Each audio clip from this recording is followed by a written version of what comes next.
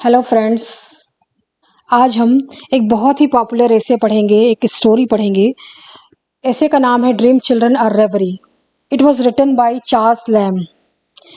जब आप ऐसे को पढ़ेंगे तो चार्ल्स लैम के लाइफ एक्सपीरियंसेस के बारे में, उनके चाइल्डहुड मेमोरीज के बारे में पूरी तरह से कनेक्ट हो जाएंगे। यहाँ होता ये है कि there are two children and a father. Father जो है वो है जेम्स एलिया। ये एक्चुअल में चार्ल्स लैम भी थे।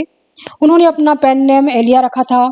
मीन्स जब वो अपना वर्क्स लिखते थे, जब अपना एसे लिखते थे तो एलिया के नाम से ही वो लिखते थे, चार्ल्स लैम के नाम से वो नहीं लिखते थे। सो चार्ल्स लैम यहाँ पर फादर हैं और उनके दो चिल्ड्रन हैं, एलिस एंड जॉन।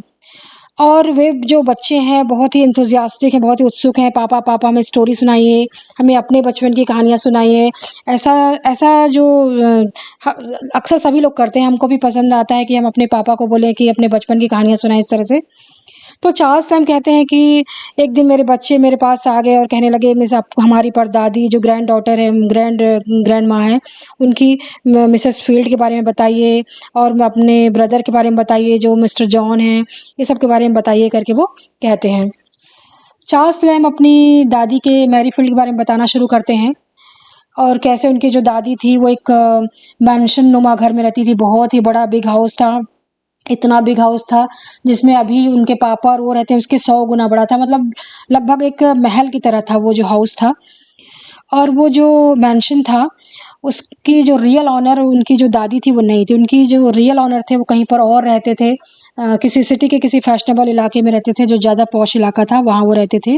उन्होंने अपना न्यू घर बना लिया था तो ऑनर वहाँ रहते थे और इस घर का टेक केयर करती थी उनकी ग्रैंड माँ, मिस्टर चार्ल्स लैम की ग्रैंड माँ। और जब भी छुट्टियां होती थी तो अपने छुट्टियों को गुजारने के लिए वैकेशन में उन लोग आते थे यहाँ पर। तो उनके ब्रदर की, सिस्टर की और ये सब की उनकी यादें यहाँ जुड़ी हुई थी और बहुत ही खूबसूरत यादें थी बचपन की उनकी। और हमेशा उन लोग वैकेशन पे यहाँ आया करते थे। अब एलिया कहते हैं कि ये जो पैलेस है, ये जो मैंशन है, एक बैलेट से जुड़ा हुआ था, एक स्टोरी से जुड़ा हुआ था। ये स्टोरी ऐसी थी, उस लोकेलिटी में बहुत ही फेमस थी ये स्टोरी, कि दो बच्चे थे, वो अपने एक अंकल के साथ रहते थे। अंकल बहुत ही क्रूएल थे, उन लोग का टेक केयर करना नहीं चाहते थे, देखभाल करना नहीं चाहते थे। तो एक दिन उन्होंने क्या किया, अंकल ने बहला फुसला के बच्चों को जंगल ले गए और जंगल में छोड़ के आ गए उनको। अब बेचारे बच्चे भूख प्यास से, ठंड से मर गए और उनकी बॉडी वहाँ पड़ी हुई थी जंगल में। इसको देख के जो वहाँ पर एक बर्ड थी, रॉबिन रेड ब्रेस्ट करके, उसको इतनी दया, इतनी ज़्यादा वो दयालु थी वो, कि उसको बहुत ज़्यादा दुख हुआ कि इतने प्यारे बच्चे इस तरह से मर गए करके। तो उनके बॉडीज़ को वो पत्तों से ढकने लगी। तो इस तरह का स्टोरी है। और इसके साथ एक और स्टोरी फेमस है कि वो बच्चे बाद में घोस्ट हो गए, अपैरिशन हो गए और उनकी जो आत्मा है इस पूरे इलाके में भटकती है। स्पेशली इस जो बड़ा सा मैंशन है जो कि लगभग वीरान ही है, उसमें बस एक ही सदस्य रहते हैं, वो है मिसेस फील्ड। वहाँ भी आती है उनकी आत्मा। इस तरह से फैला हुआ था सब तरफ। तो ये सब स्टोरी को ग्रैंड माँ ने एलिया को बताया था। एलिया आगे कहते हैं कि उस पैलेस में एक लकड़ी का नक्काशी किया हुआ एक ब्यूटीफुल पेंटिंग है।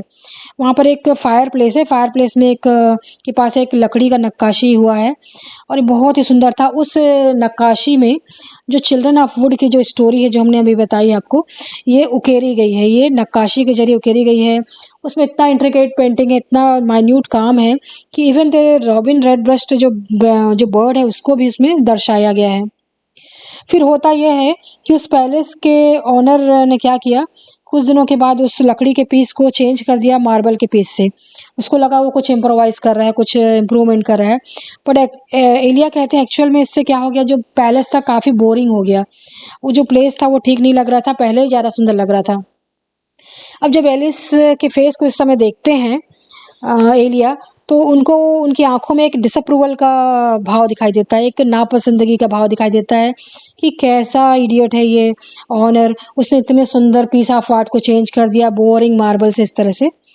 और अपने फादर को एलिस काफ़ी क्यूट लग रही थी। इस ऐसे में एक्चुअल में जो चिल्ड्रन हैं दे आर साइलेंट लिसनर्स। वो कुछ बात नहीं कर रहे हैं, कुछ मुंह से नहीं बोल रहे हैं, बट अपने जो क्यूट रिएक्शन वो दर्शा रहे हैं।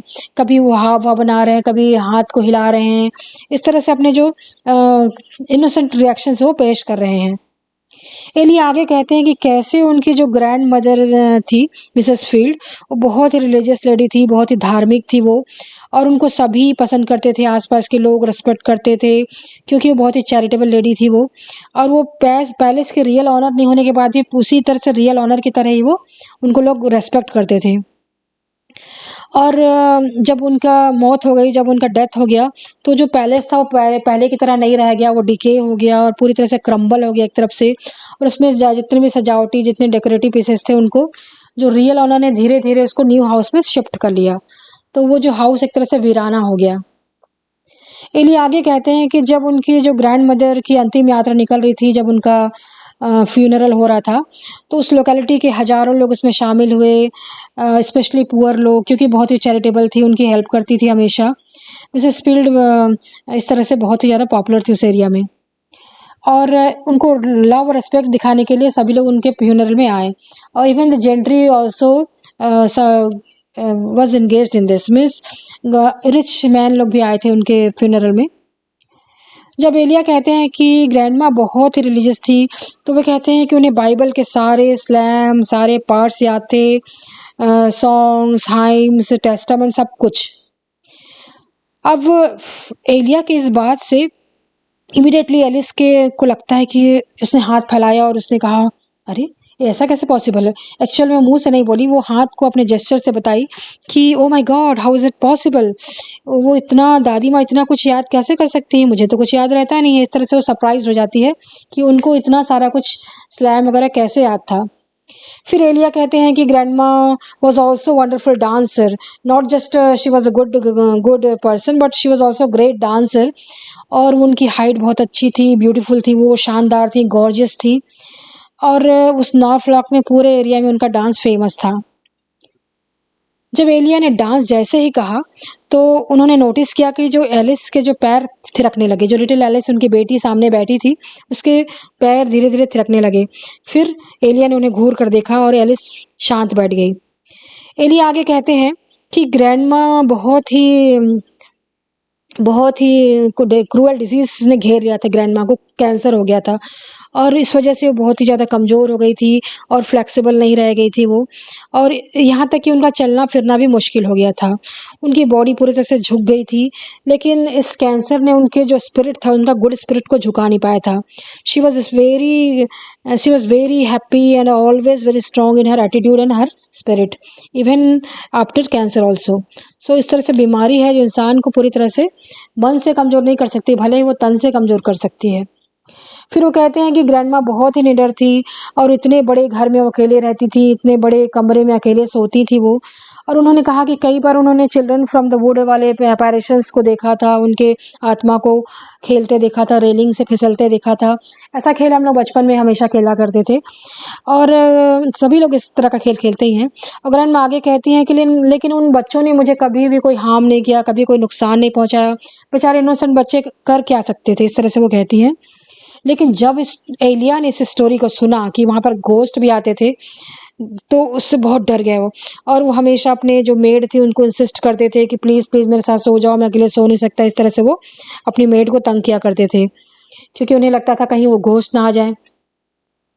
वे आगे कहते हैं कि मैं ग्रैंडमा की तरह रिलीजियस तो नहीं था, क्योंकि अक्सर माना जाता है कि जो रिलीजियस होते हैं, पीपल होते हैं, उनको घोस्ट तंग नहीं करते, और जो नहीं होते उनको तो कुछ भी हो सकता है इस तरह से। तो वो इस तरह से डर गए थे।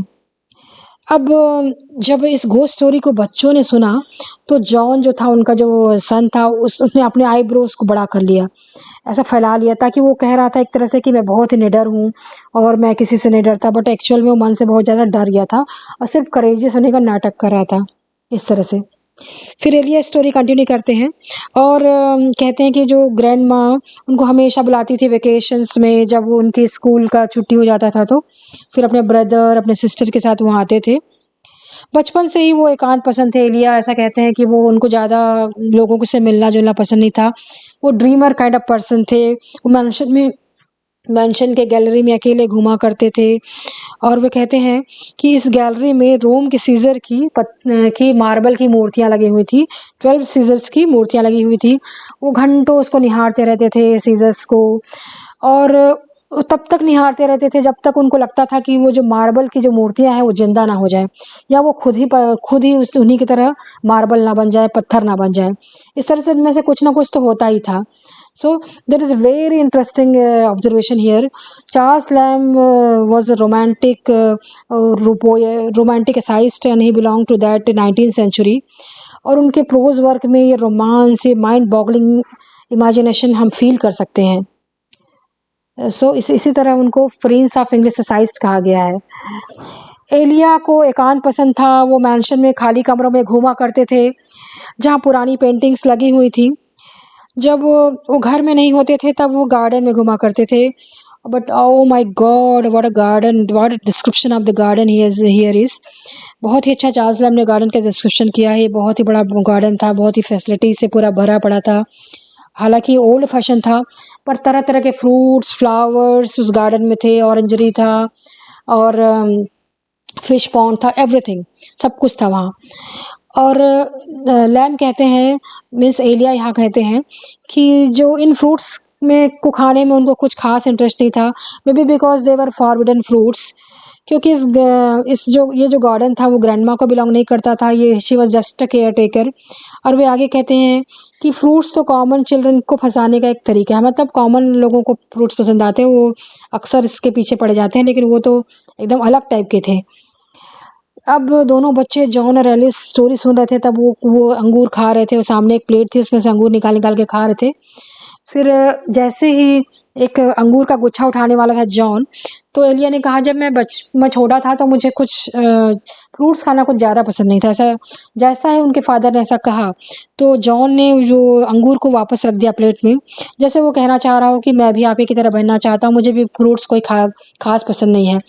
तो हम देखते हैं यहाँ पर कि कैसे फादर का इन्फ्लुएंस रहता है अपने बच्चों पर, कैसे इंप्रेशन पड़ता है उनके बिहेवियर का, चिल्ड्रन के बिहेवियर में।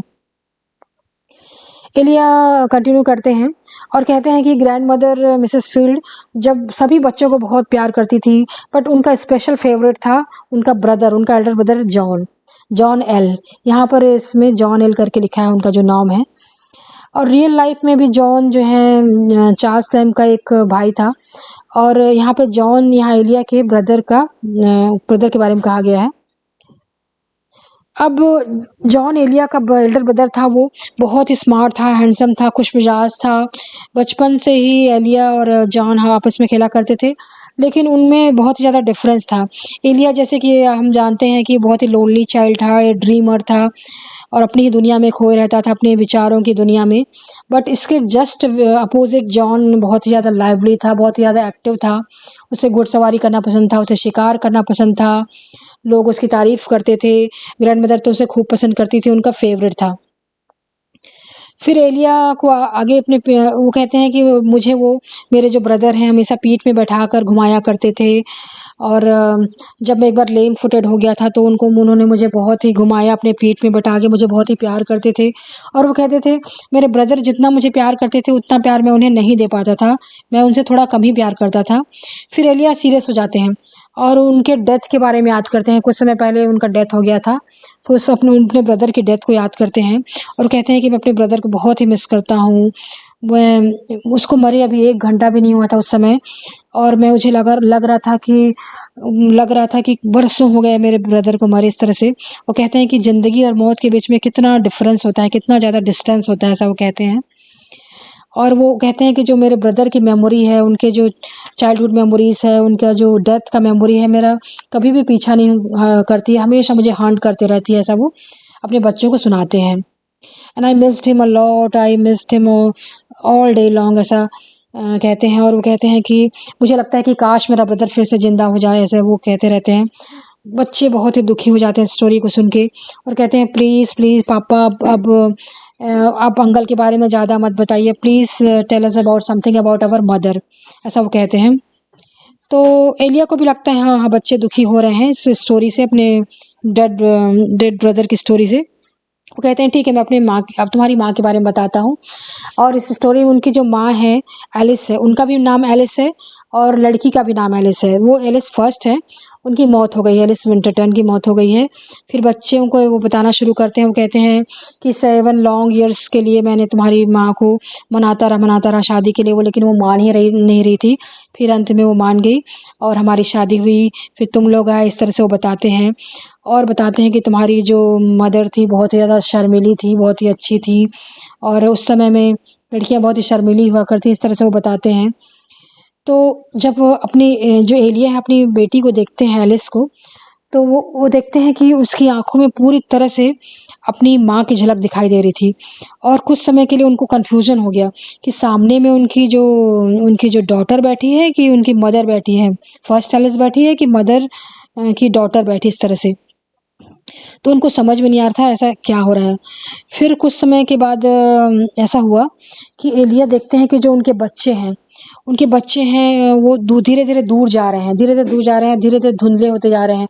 वो धीरे-धीरे दूर जाते जा रहे हैं और कुछ बोलने का प्रयास कर रहे हैं, और बिना बोले ही वो कुछ ऐसा कह रहे हैं कि एकदम धुंधले हो गए थे आखिरी में जाते-जाते। वो कहते हैं कि हम एलिस के बच्चे नहीं हैं और ना ही हम तुम्हारे बच्चे हैं।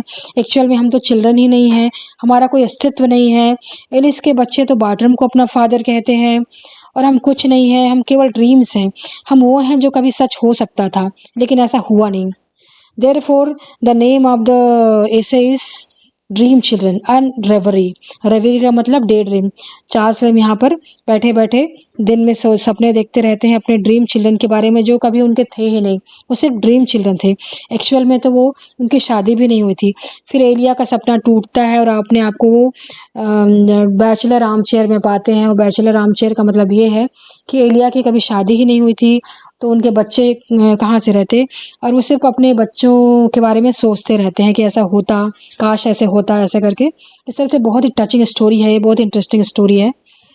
और पास में जब अपने आप को चेयर में पाते हैं, तब उनके बगल में उनकी जो सिस्टर है बैठी रहती हैं। तो इस तरह से, लेकिन जो जॉन एल है वो हमेशा हमेशा के लिए चले जा रहते हैं। इस तरह से इस कहानी का टचिंग एंड होता है। And hope you like this story.